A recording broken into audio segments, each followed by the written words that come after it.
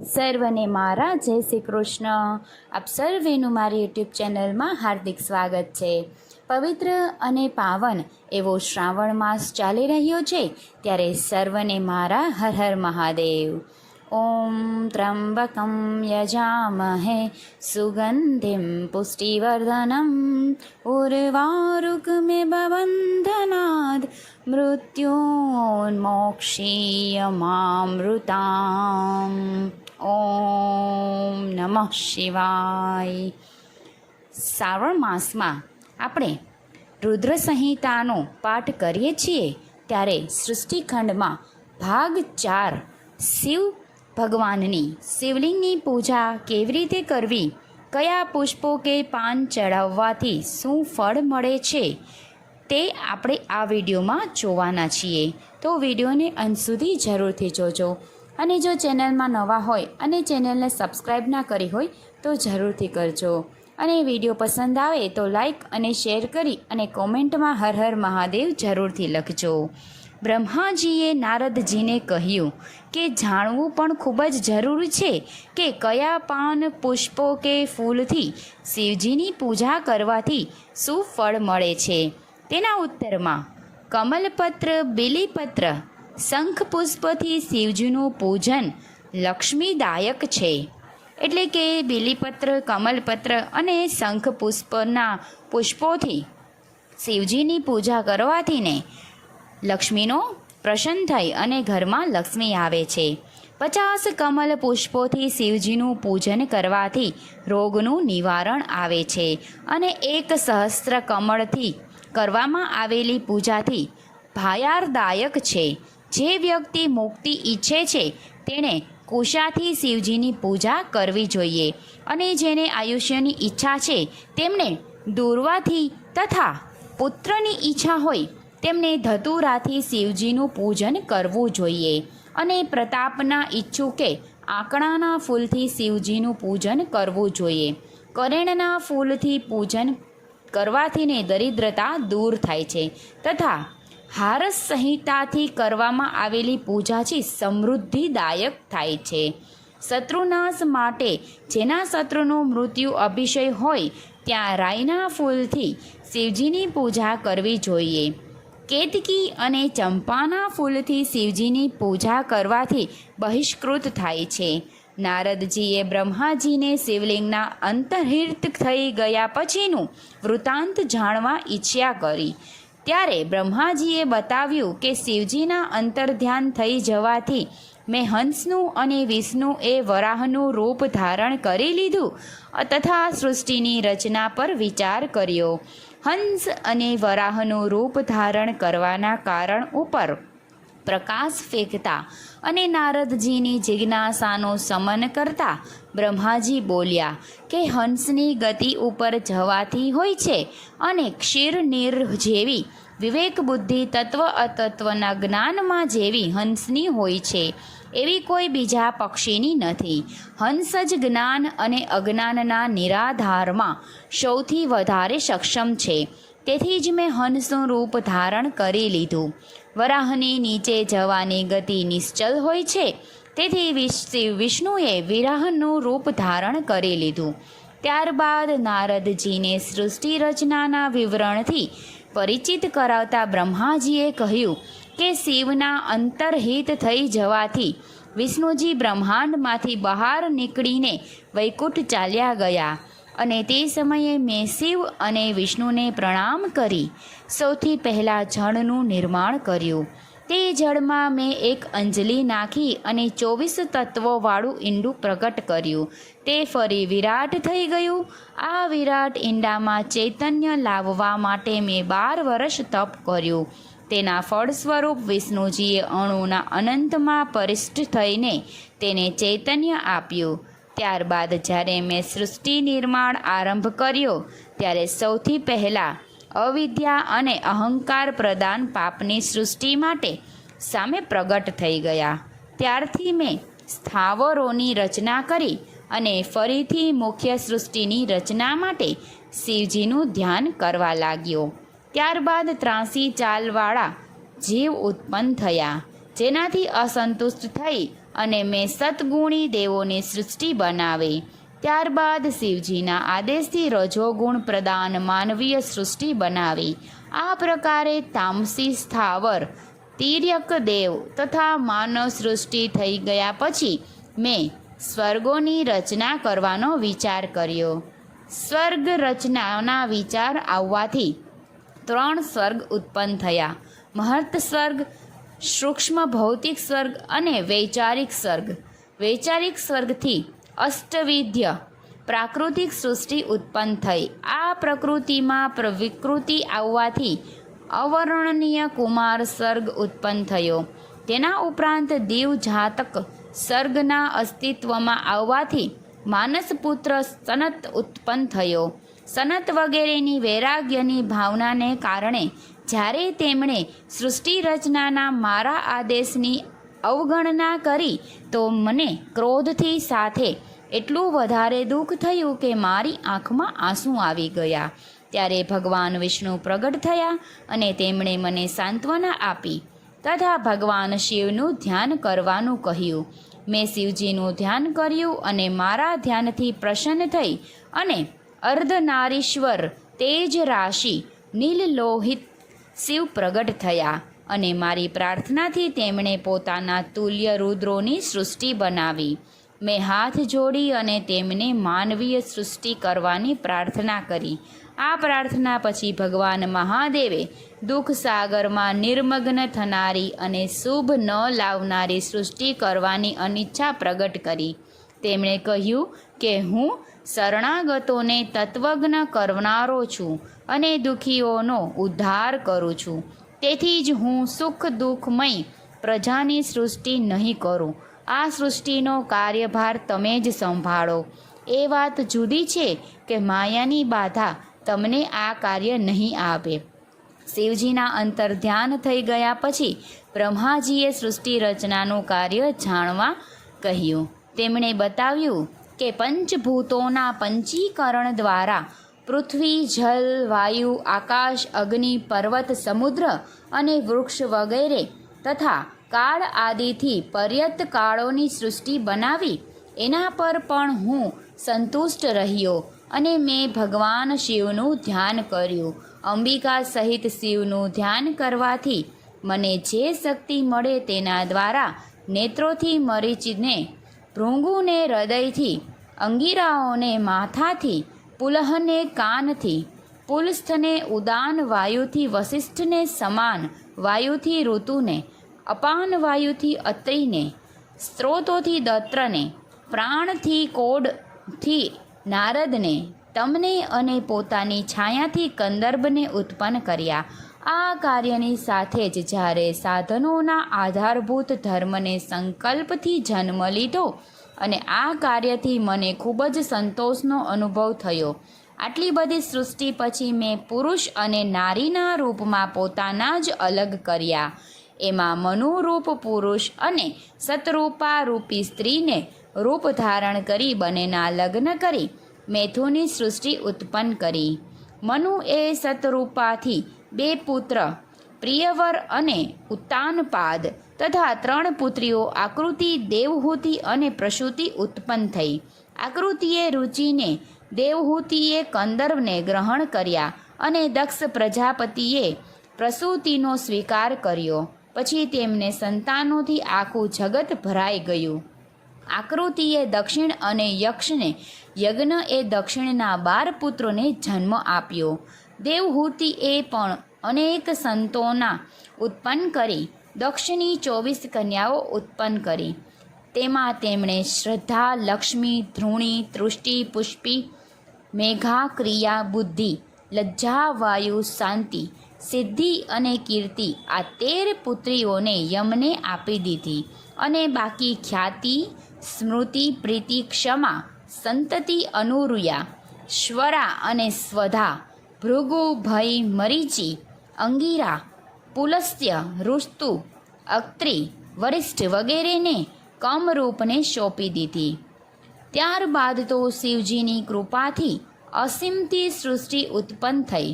અસંખ્ય જાતિઓ ઉત્પન્ન થઈ.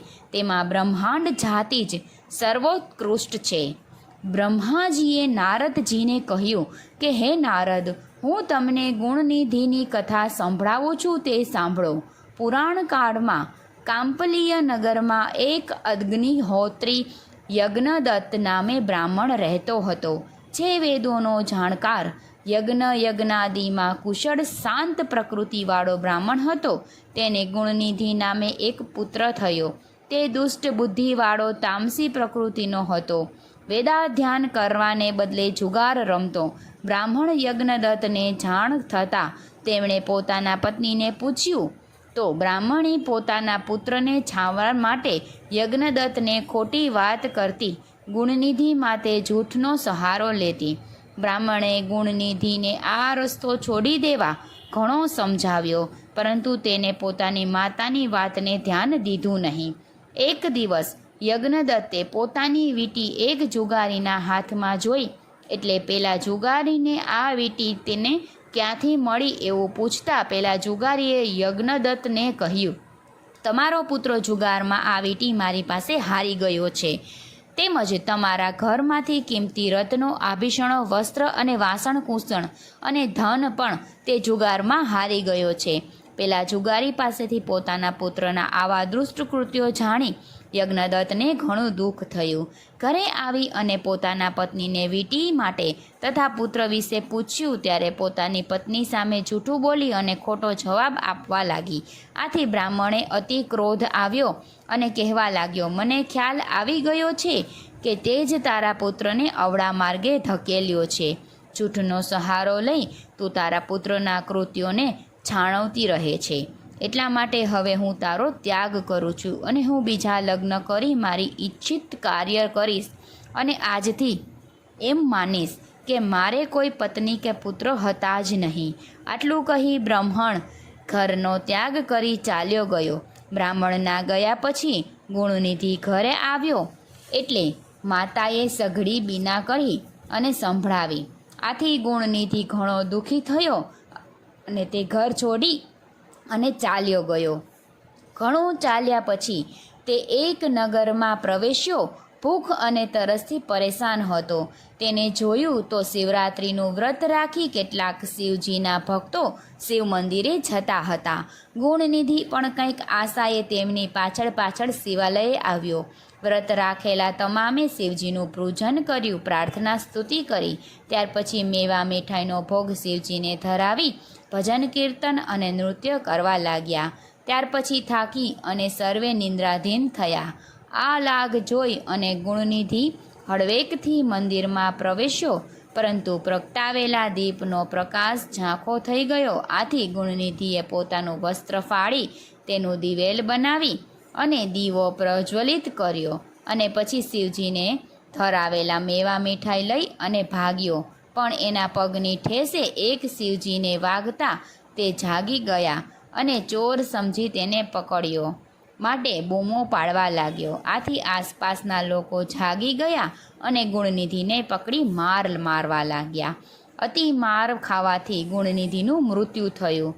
તેના પાપચારાને લઈ અને યમદૂતો તેને પાસ વચ્ચે બાંધી દીધો અને એ જ સમયે શિવજીના પાર્ષદો પણ ત્યાં આવી પહોંચ્યા અને યમદૂતોને કહેવા લાગ્યા કે અમે ગુણનિધિને લેવા આવ્યા છીએ.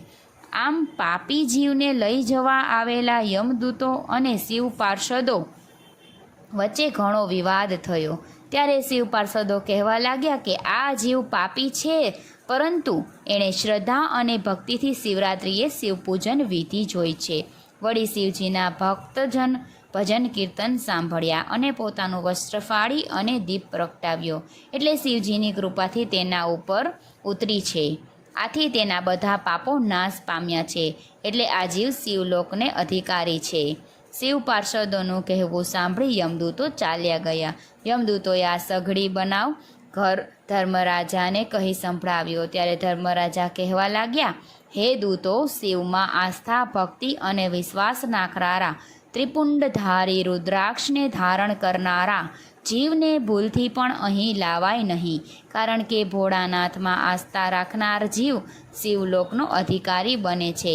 એટલા માટે આવા જીવને અહીંયા લાવવો નહીં. આ મારી સૌને સદાને માટે આજ્ઞા છે. અહીં ગુણનિધિ શિવલોકમાં આનંદથી રહેવા લાગ્યા. ત્યાર પછી શિવજીની કૃપાથી તે કલિંક દેશનો રાજા અરિહંતના ઘેરે દત્ત નામે પુત્ર થઈ અવતર્યો. આ દત્ત બાલાવાસ્યાથી જ શિવભક્તિમાં રત રહેતો હતો. મોટા થયા પછી પિતાના મૃત્યુ બાદ તે કલિંક દેશનો રાજા થયો અને સર્વપ્રથમ આદેશ આપ્યો કે રાજ્યના તમામ શિવાલયોમાં શિવ પૂજન વિધિ તથા દીપદાન રાજ્યના ખર્ચે થશે. ભગવાન ભોળાનાથની અતિ કૃપાને લઈ તે કલિંક દેશનો રાજવી થયો. તે આ જ ગુણનિધિ હતો. કલિંકનો રાજવી થયા બાદ દમ એટલે કે પેલો ગુણનિધિ દત્ત રૂપે હજારો વર્ષો સુધી શિવારાધના કરતા તપ કર્યું. ત્યારે શિવ અને પાર્વતી તેના ઉપર પ્રસન્ન થયા અને વરદાન આપતા તેની સામે પ્રગટ થયા. તપમાં રત એવા દત્ત દમ એમ કહેતા ગુણનિધિને ભગવાને આંખો ખોલવા કહ્યું. ગુણનિધિએ પોતાની આંખો ખોલી સામે ઊભેલા શિવ પાર્વતીને જોયા, પરંતુ પાર્વતીજીનું અપાર સૌંદર્ય જોઈ તેની ક્રૂર દ્રષ્ટિથી પાર્વતી સામે જોયું. એ જ સમયે તેની આંખો ફૂટી ગઈ. પોતાના સામે જોઈ પાર્વતીજીએ ભગવાન શિવજી સામે અર્થપૂર્ણ દ્રષ્ટિથી જોયું.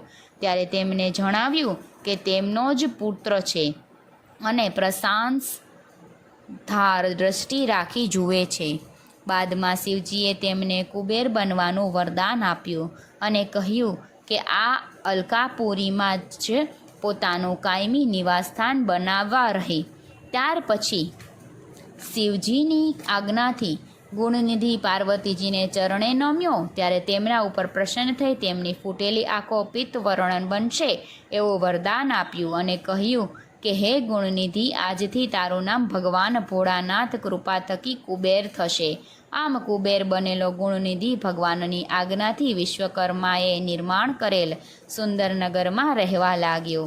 ત્યાર પછી વિશ્વકર્માએ કૈલાસ પર એક સુંદર અને સુવિધાજનક આવાસ બનાવ્યું, જ્યાં શંકર ક્યારેક આમસ્ત થઈ જતા અને ક્યારેક પોતાના ગણો સાથે જુદી જુદી જગ્યા વાતચીત કરતા. આ રીતે શિવજી કૈલાસમાં રહી અનેક પ્રકારની લીલા કરતા. જગતના પિતા સૌથી પહેલાં નિર્ગુણ, નિરાકાર, નિર્વિકાર, સત્ય અસત્ય સદાશિવ ભગવાનના ડાબા અંગથી વિષ્ણુ અને જમણા અંગથી મારી અને હૃદયમાંથી રુદ્ર ઉત્પન્ન થઈ. મેં શિવજીના આદેશથી સૃષ્ટિની રચના કરી. મારા મનમાં સંધ્યા નામની એક રૂપવતી સ્ત્રી ઉત્પન્ન થઈ. આ સ્ત્રી પર હું અને મરચી વગેરે મારા પુત્ર મુગ્ધ થઈ ગયા. એ જ સમયે મારા મનમાં એક સુંદર પુરુષ ઉત્પન્ન થયો, જેના ઉત્પન્ન થવાથી અમારા બધાના મનમાં વિકૃતિ થઈ ગઈ અને સંધ્યા પ્રત્યે કામ માટે આતુર થઈ ગયા. જે પુરુષ ઉત્પન્ન થયો હતો તેને પ્રણામ કરી પોતાના યોગ્ય સ્થાન અને કાર્ય પૂછ્યા. મેં તેનું ધ્યાન સ્થાન પ્રાણીઓના હૃદયમાં નિશ્ચિત કર્યું અને તેનું કાર્ય સૃષ્ટિની રચના સંહાર થવા બતાવ્યું. મેં તેને એ પણ કહ્યું કે વિષ્ણુ, રુદ્ર અને હું તથા અન્ય દેવતાઓ પણ તેના વશમાં રહેશે. મારા પુત્રો તેમના અનેક નામ રાખ્યા, જેમ કે મદન, મનથન, કર્પણ, કામદેવ, હર્ષણ, રોચન, મોહન, શોષણ તથા મારનના પ્રભાવથી પરીક્ષા માટે તેને પ્રયોગ કર્યો. તેના બાણાની અસરથી હું મારા પુત્ર મુગ્ધ થયા અને સંધ્યામાં પણ કામ વાસના ઉત્પન્ન થઈ ગઈ. જ્યારે કામદેવે અમારી આ દશા જોઈ તો તેને પોતાની શક્તિમાં વધારે વિશ્વાસ થયો. આ બાજુ ધર્મએ અમારી આ વિકૃતિની અવસ્થા જોઈ ભગવાન શિવનું સ્મરણ કર્યું. શિવજી પ્રગટ થયા અને તેમણે આ વાત માટે મારી આલોચના કરી કે હું મારી કન્યા પ્રત્યે આસક્ત થયો છું. તેમણે કહ્યું કે બ્રહ્મા, તને વેદોને પ્રગટ કરવાવાળા છો અને આ વેદ વિરુદ્ધનું કાર્ય છે. વેદોની આજ્ઞા છે કે માતા, બહેન, ભાઈની સ્ત્રી અને પુત્રી પ્રત્યે ક્યારેય પણ કામમુગ્ધ દ્રષ્ટિ ન રાખવી. મેં તો મારી કામવાસના પર વિજય મેળવી લીધો, પરંતુ મારું વીર્ય પરસેવાના રૂપમાં નીચે પડી ગયું અને તેના પડવાથી અગ્નિધ્વંજ વગેરે ઉત્પન્ન થયા. દક્ષનો પરસેવો પડવાથી રતિ નામની રૂપવતી કન્યા ઉત્પન્ન થઈ અને એ રીતે ભગવાન શિવે અમને પતનમાં બચાવ્યા. થોડા સમય પછી દક્ષે પોતાની પુત્રી રતિના લગ્ન કામ સાથે કરવાનો વિચાર કર્યો. રતિના સૌંદર્ય પર મુગ્ધ કામદેવ બ્રહ્માજીના શ્રાપ ભૂલી ગયા અને તેમની સાથે લગ્ન કરી આનંદ કરવા લાગ્યા. સંધ્યા પોતાને મારી કામવાસનાઓ અને શિવજી દ્વારા કરવામાં આવેલા અપમાનોના તથા કામના શ્રાપને કારણે માનીને વ્યર્ગ થઈ ગઈ. તેને ભયંકર પાર્શ્વતીત કરી અને એવા એક આદર્શની સ્થાપના કરવાનો નિશ્ચય કર્યો જેનાથી કોઈ પણ પિતા પોતાની પુત્રી આસક્ત ન થાય. પોતાના ભાવના પૂરી કરવા માટે સંધ્યાએ નજીકના જ ચંદ્રભાગા નદીના કિનારે પર્વત પર તપ કરવા શરૂ કર્યું. મેં વરિષ્ઠનું રૂપ ધારણ કરી સંધ્યાને દીક્ષા લેવાનો આદેશ આપ્યો. મારા રૂપ બદલાવાનું કારણ દીક્ષા ગુરુમાં શ્રદ્ધા ઉત્પન્ન કરવાનું હતું, કારણ કે મારા પહેલાં ચરિત્રના કારણે સંધ્યાનું મારા પ્રત્યે શ્રદ્ધાવાન થવું અસંભવ હતું. વરિષ્ઠે બ્રહ્મચારીનો વેશ ધારણ કરી અને તેને દીક્ષા આપી અને ઓમ નમઃ શિવાય મંત્ર આપ્યો.